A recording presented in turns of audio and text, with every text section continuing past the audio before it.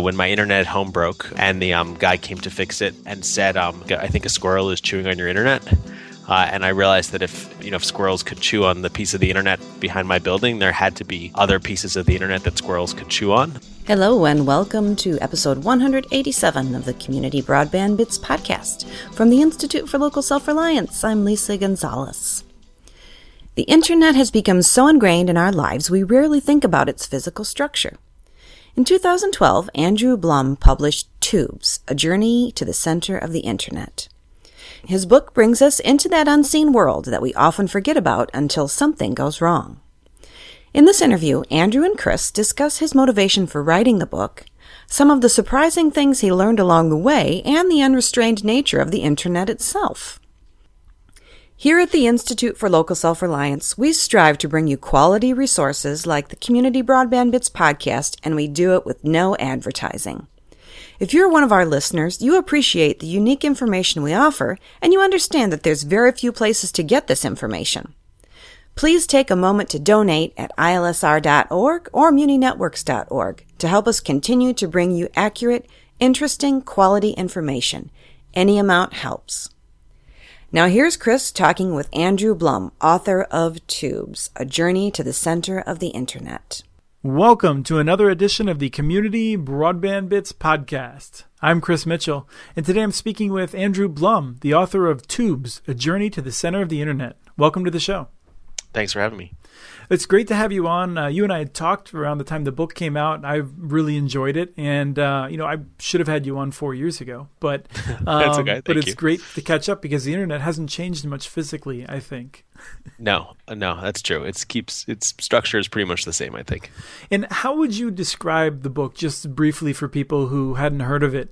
What are they going to get out of reading your book? The book is the chronicle of my visit to the internet. In particular, I kind of focused on the not just the data centers, which I think are the kind of the pieces of the internet's infrastructure that are most familiar, but the internet exchange points, the places where networks physically connect to each other, and the kind of the lines in between. The terrestrial fiber networks that are probably more obvious, but also the undersea cables across the oceans that recently have kind of come to more prominence, but were certainly forgotten for a lot of years. And then I try to communicate some of why it's important to understand what these places are and how they fit together, and more importantly, I think who puts them together and what companies own them, and what the consequences are for those questions. I think for people who may not be as familiar with how the internet works, this is a great introduction. I think you have a background in architecture and an interest in how things are made. I kind of think of it as, maybe if 99% Invisible had that famous podcast, if they had a book, maybe this is what it would look like. Good. Thanks. Good. So anyway, I think you tell the story at the beginning of the book, but you're a bit of a tech savvy person, but I don't think you knew all that much about how the internet worked and what got you interested in writing the book. There were kind of two main things, one sort of macro and one kind of micro. The macro scene, it was 2008, 2009. It was the kind of the beginning of the Great Recession. I was writing mostly for Wired magazine, mostly about kind of big infrastructure, about airports and skyscrapers and things like that, and started poking around, looking at the broadband stimulus funding with this idea that if there was this whole conversation about putting shovels in the ground, that was the big refrain of the government stimulus across all things, shovels in the ground, that was going to get the country going. The idea of shovels in the ground and broadband was not something that I had connected in my head in a long time. As I understood it, within the fiber boom in the early 2000s, the internet was built, and that was that. And I'd read a couple articles about Google's mysterious data centers, but otherwise there just was no conversation about it. Even at Wired, we'd kind of forgotten about the wires. I've noticed that hasn't changed, by the way. Yes. Although of course now it's been subsumed by the conversation about the cloud. It's replaced by different things, and the NSA, which is another topic, but both also relevant. The micro thing that happened that kind of focused me was one. It's a kind of January day like today. It's exactly 7 years ago, I guess, when my internet at home broke. I'm a Cablevision customer in Brooklyn. and the guy came to fix it, and went behind my building to kind of see what was going on, and saw a squirrel running along a wire, and said, in this kind of question that sort of changed my life was, I think a squirrel is chewing on your internet, and I realized that if squirrels could chew on the piece of the internet behind my building, there had to be other pieces of the internet that squirrels could chew on. There had to be something physical there, and just developed this framework of kind of yanking the cable from the wall and just trying to figure out where it went, with the idea that it had to go someplace. I remember very early on talking to my editor. We both, again, we were kind of tech savvy. We thought we knew how the internet worked. We thought it was, messages were broken up into parts and then reassembled. And I'd realized that in the idea of information traveling over many paths across the internet, we kind of had begun to believe it didn't travel over any paths at all. And kind of saying that there were many, we kind of assumed that meant really there were none. When in fact that wasn't true at all. There had to be a physical path, and probably fewer physical paths than certainly I expected when I started the project. Right. Well, that's one of the things that I found interesting, was that you found the internet was more centralized than you had expected from what you'd learned about it over the years. I wanted to say it's squirrels and sharks, right? It's like the two S's. The sharks are a bit apocryphal. I think the squirrels are real. The squirrels have their own Twitter handle now. Cyber Squirrel. Oh, no, I had not seen that. I'll have to check that out. Squirrel Liberation Army. Yeah, it's actually quite good. Yeah. All right. I guess what I'm curious about then is how you describe it to people in terms of how does the internet work? Mm-hmm. The last mile is the piece most people are familiar with because it's where they pay for it. They pay their cable company, they interact with the cable repair person. They're aware of their speeds, so their cellular or cable or DSL or maybe fiber. The part that I think is more surprising to people are the spaces in between networks and the connections between networks of the internet, the kind of internet. There's the basic idea that the internet's a network of networks, and those networks have to meet somewhere. They have to be connected by someone. Once that connection is made, yes, things do kind of run automatically, but it has to be physically made and configured by hand. And it turns out that the places where those connections are made, where networks connect one to another, are relatively few and far between. That they're pretty specialized. They have a certain scale of geography where you just don't want them in every city. You may not even want one of these places in every state. They're really kind of regional places where networks connect to each other that we call internet exchange points. Carrier hotels is kind of another word for it, but that doesn't quite capture the kind of more vivid and deliberate and kind of chaotic activity that goes on in the big internet exchange points where lots of networks are connecting to each other. I think it's worth also acknowledging that the word network is a bit fuzzy. A network could be something like Google or Facebook or YouTube, or I should say Amazon or any of our big favorites. But a network could also be a small regional ISP, or a network could even be a very large law firm, or basically anyone that runs their own AS, any autonomous system, anyone who sort of declares themselves an independent network on the internet. For the most part, we kind of live inside the internet, the networks of our ISPs. But more and more, you do see large businesses, and certainly for a long time, universities and government agencies all acting as autonomous networks on the internet and managing their connections between each other really by hand. Right, and I think one of the interesting sort of tugs and over the history of this is that whether we're becoming more centralized or more decentralized, because I worry as Comcast has grown from being a small cable company before anyone knew about the internet to what it is today. It's taken over many what formerly had been autonomous systems and made it into effectively the Comcast system, and we've seen the same thing with we had once almost 10,000 CLECs, these local ISPs, and almost all of them were run out of business. At the same time, we do see these other corporate networks, coming out and developing the autonomous system, having their own, getting their own numbers effectively. I mean, the thing for me that I find so amazing is how parts of this are very formal and parts of it are really informal. You talk about how these are very important networks and how they trade information in these internet exchange points, which are often just abbreviated the IXPs, if people have seen that term around. One of the things I find amazing is you talk about, some of those big routers, they've got 160 ports, and then you juxtapose it, I think, with just the handshake agreements that basically, make them come alive. Yeah.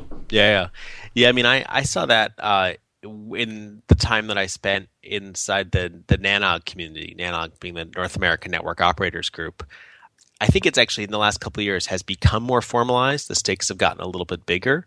But until very recently, it was about the peering coordinator of one network sort of having a beer and trusting and trusting from a technical standpoint, basically from a geek standpoint, trusting the technical capability of their counterpart at another network, and then recognizing that they each had a business case for connecting to each other.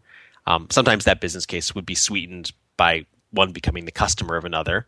But otherwise, we might be like, we have lots of eyeballs. We're an ISP. We've got lots of customers who need your content. You're a content provider. You need to get your content to customers. And hey, we both have a presence at one of a handful of internet exchange points. And why don't we basically string a cable from my cage and my router to your cage and your router? For which we'll probably have to pay a fee to our landlord, and pay for the cost of configuring it.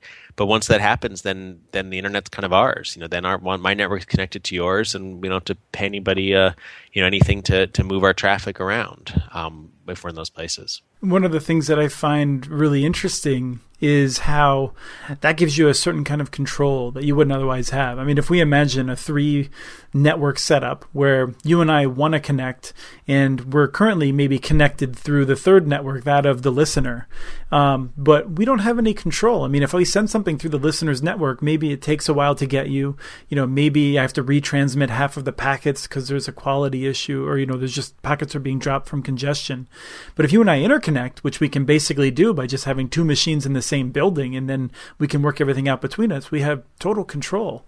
Yeah. And the thing that also kills me on top of that is if we have a great idea for a business, we're on the internet, right? We didn't have to get permission from Comcast or others. I mean, at a certain point, if we're Netflix, then Comcast could try and shake us down. But the freedom there is remarkable. It is, and I mean, I was amazed that among the network engineers, they were constrained by their sort of business overlords in different ways. They were all private companies. I mean, there's no such thing as a public company on the internet. As a good rule of thumb, with very few exceptions. So you all have private companies, all trying to make their money in different ways. If they recognize that there's a need, that it's worthwhile for them to exchange their traffic, then they're going to do it. If it's worth it, spending the other kind of sunk costs of buying the hardware and other things like that, and that can happen in all sorts of surprising ways. But again, as long as the physical infrastructure is there, as long as there are places available that are neutral, where you don't have other ISPs and other big networks kind of breathing down people's throats and trying to extract their cut of things, then there is the freedom for things to go a little crazy, and for the internet the networks of the internet to connect in ways you might not expect. Do you think that the sort of lack of knowledge that I think most people have, and that you probably had before you wrote the book, does that impact how we deal with policy, how we try to solve this problem of getting more people higher quality internet connectivity? Undoubtedly. I mean, it comes up most clearly in the different net neutrality conversations. It always amazed me that until very recently, interconnection was not a part of the net neutrality conversation. The assumption was, it's all about the last mile. It's all about what your cable company is and isn't doing, with no sense, particularly as bandwidth has grown, mostly from video, and demand has grown so much, with no sense of the other bottlenecks that there might exist in the system. Not between your ISP and your cable box, but maybe between your ISP and Netflix or Amazon, whoever it is. And recently we've become more aware of some of those bottlenecks.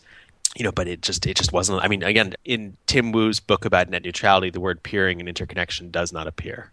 In the master switch? In the master switch, yes. And in his book with Jonathan Zittrade about net neutrality, it doesn't come up. It wasn't part of the conversation. It was about the last mile. And I think that the dominance of that and the quietness of the peering community had set us back a certain number of years in the network policy conversation. I will say that I think that's changed dramatically in the last 3-4 years. I think it's really started to enter the conversation, and and then you see things get more public, and like with with Comcast and Netflix, or now that Tim Wu's working for the Attorney General, now you see he's demanded the paperwork behind the peering agreements. That should be very exciting to see. That's going to make a difference, I think. There's these broad trends on both the left and the right. There's sort of subsections of the left and the right that deeply care about decentralizing. And I think the people who built the internet had some of those on both the left and the right. Mm-hmm. And they really cared about, this decentralized technology. Mm-hmm. And in recent years, we've had this more centralizing influence, both from government and from these large companies like Comcast. Mm-hmm. And, I think to some extent, people maybe didn't see interconnection being a problem because they didn't really think that when you squeeze the balloon, Comcast is going to find a way of popping out elsewhere and creating those issues. In part, I'm just wondering, what have you seen in the IXP space? Because, when you say there might only be one in a city, and that might be enough, I'm kind of curious if that is enough. One other piece with the consolidation and the concerns with that, it's not just the consolidation of the big companies, it's the lack of transparency. And I think for me, that's become really important. I'm on the Internet History listserv that's run, I think out of, I guess maybe it's out of Berkeley, but I don't know how big it is, but it's a weird thing because whenever somebody asks a question about Internet history, like all of the self-declared sort of founding fathers of the Internet write back right away. Mm-hmm. And there was recently a bit of a stir about the series of articles that Ingrid Burrington did in the Atlantic about internet infrastructure. Her refrain being, I was shut out. I had to search out these places. They're secret.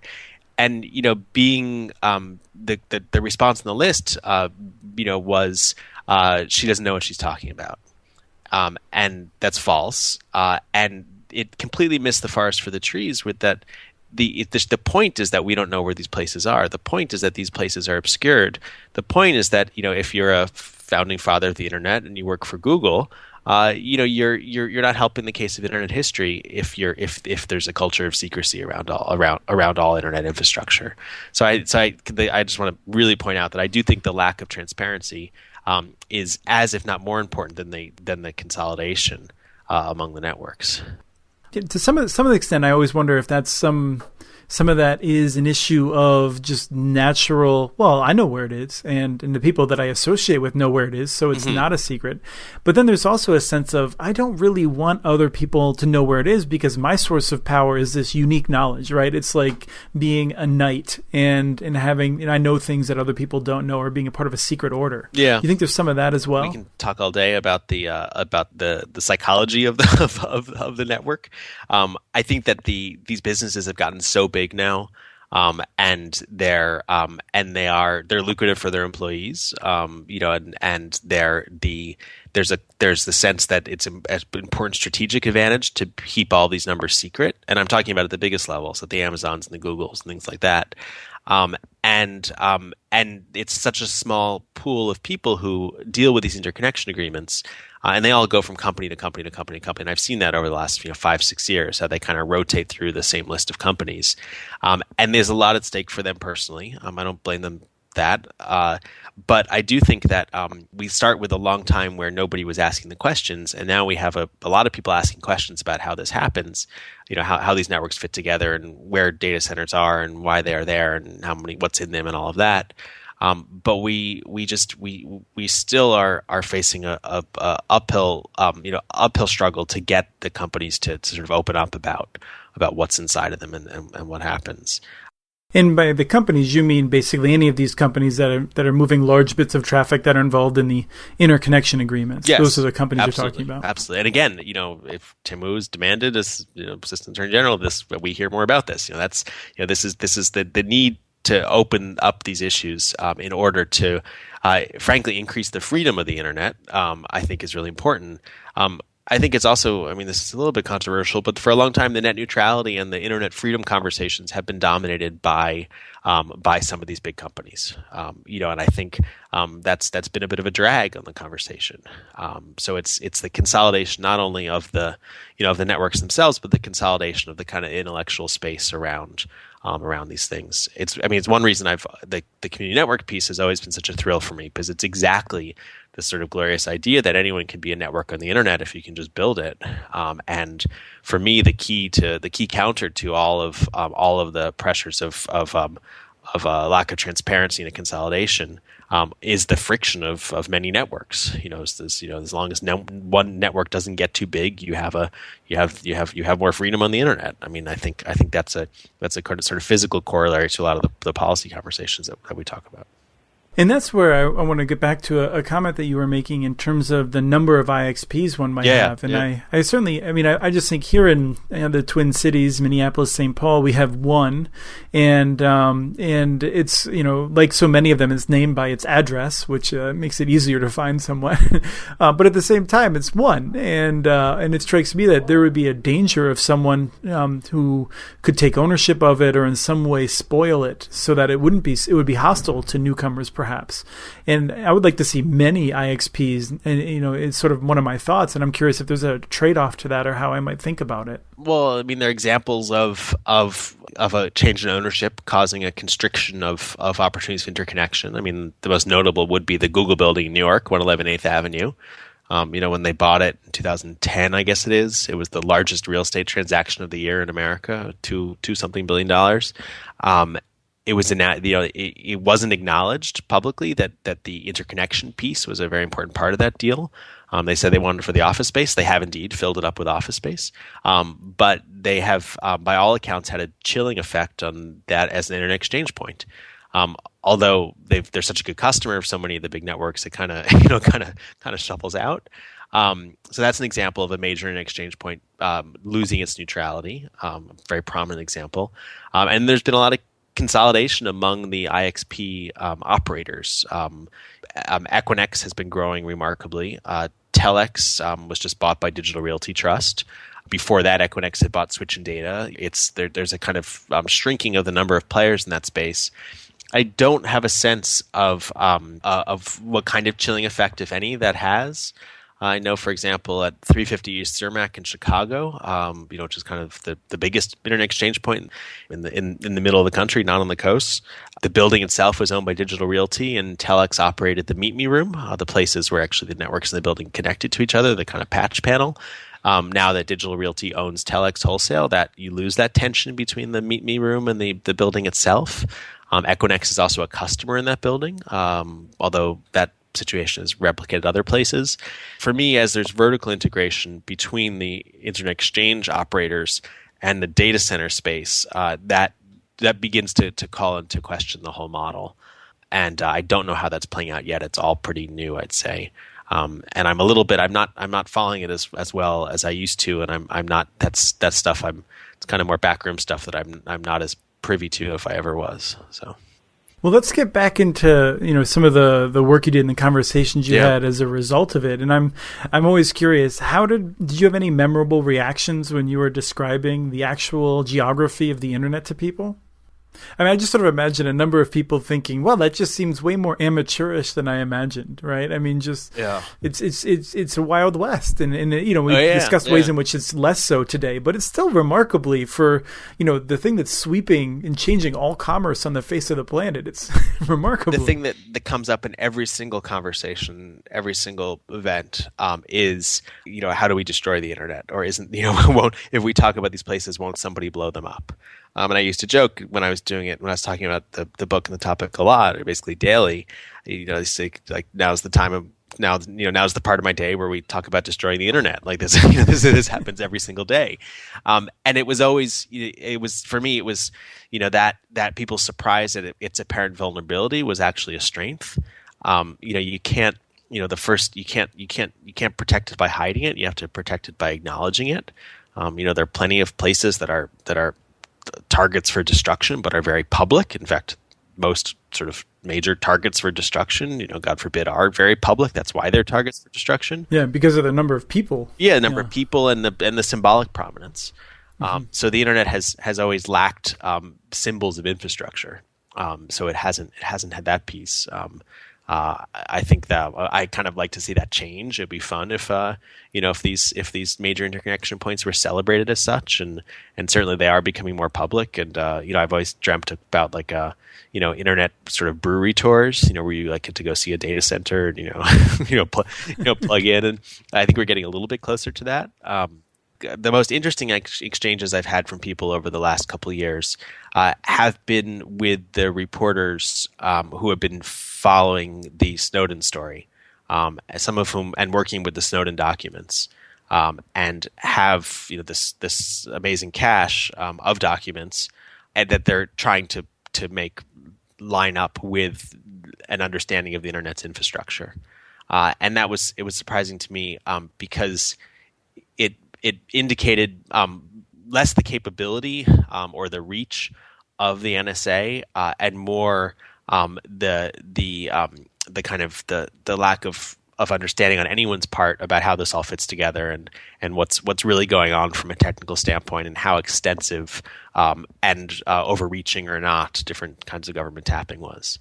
And I think that that's the anarchicness of the internet. I think is a kind of a reassuring for anyone critical of government tapping, because it gives the internet a bit of a wild west that doesn't make it seem like it's just an AT&T operated network, and I think opens things up again. I mean, again, it's the free internet is the diverse internet.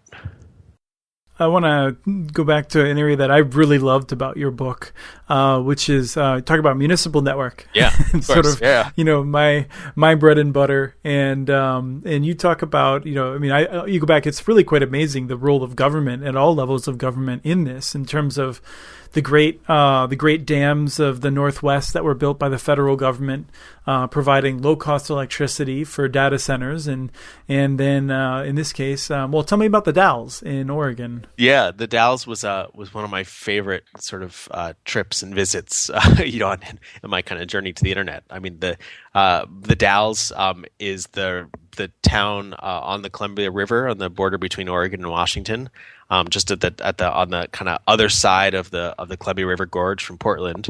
And it's this kind of infrastructural sort of pinch point, because it's where the railroad goes through, it's where the interstate goes through, and then, not coincidentally at all, it's where Google built its first ground-up data center. In secret, not secret for very long. I think a real watershed moment in the history of the internet's infrastructure was the front page story of the New York Times, kind of speculating about why Google was building a quote unquote factory in this place. What did this mean? That was our kind of introduction to these giant data centers. I think that was 2006, that article. But one of the major questions I had was, okay, why there? What about this place is there? Is it cheap power? Is it cooling? And it turned out a big piece of the equation was the municipal fiber network there, known as Q-Life, that had been built by the town in 2002 on a bit of a whim, kind of because they could, and sort of turned increasingly depressed industrial community into a kind of famous landmark on the internet. It was many years before anyone acknowledged that Google was in town. There was no sign on the building, I think, until about 2012 or 2013. The building was smudged out of Google's online maps, in a sort of astonishing example of those who make the maps having the power. But all of that has changed, and there's a lot more acknowledgement of the Dalles as a kind of important internet infrastructure hub, not for the region really. Right, and I think some of the stuff we're seeing now is that we're seeing, I think, more data centers moving toward cooling areas, right? I mean, you got the potential for Iceland and some of the Scandinavian countries, maybe. Yeah. If I understand correctly, for the cooling costs. Yeah, the cooling costs, and then the balance of latency, the delay in transferring data, and the kind of now we all have now Facebook isn't. It doesn't just need to be kind of close. Like now we all have our Facebook back pages, our deep storage. So I think there's the recognition in a lot of these companies that you can go farther away and with a little bit thinner connections from a data standpoint for some of your cloud needs, rather than an impulse a few years ago that everything had to be in the region in order to be whatever X number of milliseconds away without any kind of delay. That transition seems to be happening. Let me ask you one final question as we wrap up, and that's if you had to direct people to go to one geographic place where the internet is to check it out and do a tour, what might it be? Like actually, as a tourist, like where if you wanted to go look at things, should you go see it, or where kind of spiritually would be the? I think it's kind of an open question because I mean you went and actually saw the landing sites for the transcontinental cables. I think you visited in Amsterdam, didn't you? The IXP there, which is one of the largest in the world. Yeah.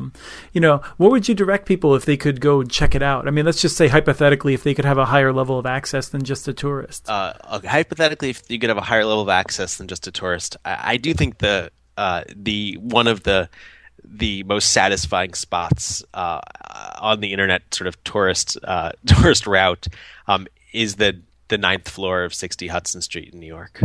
That's where the Meet Me room, the interconnection point that Telex operates is there. You're sort of unabashedly one of the kind of major transit points between Europe and North America. It's been spread out for security reasons a little bit, but that still is kind of the heart of things.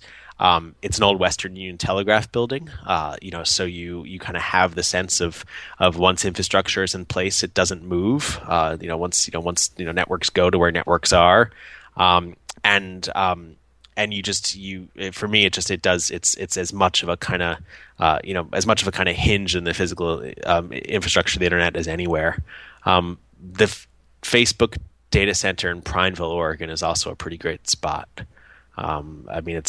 It's a good looking building, and it's a kind of it acknowledges that it is a monument rather than trying to just look like nothing and hide look like a penitentiary. The data centers there are bigger than you would expect, and in some ways more dramatic than you would expect. That Prineville, you can just both buildings you can just kind of drive up to. Both buildings are not impossible to get into, at least if you're in the business. Okay. So I think Telex is happy to show off the fact that they brag about and show off this as an important internet meeting place, particularly if you're a network administrator who might be a customer. So great. Well, thank you so much for taking the time to come on and share with us some of your experiences. Thanks for having me. It's exciting to reach out to the municipal fiber community as well. It's such a key part of things. Yeah, and I think as we see these models develop, I keep hoping this will be the beginning of something major where many more cities will have a municipal network as one of the options of the overlapping networks that we need. We'll say it has to happen. I really hope it does. Well, thank you so much. Thanks, Chris. That was Chris and Andrew Blum, the author of Tubes, Journey to the Center of the Internet. We highly recommend his book. Go to your independent bookseller, not Amazon, and pick it up if you don't already have a copy. Send us your ideas for future broadcasts. Email us at podcast@muninetworks.org. You can follow Chris on Twitter. His handle is @CommunityNets. You can also follow muninetworks.org stories on Twitter. The handle is @muninetworks.org. Thank you, Kathleen Martin, for the new music, Player vs. Player, licensed through Creative Commons. And thank you for listening to episode 187 of the Community Broadband Bits podcast.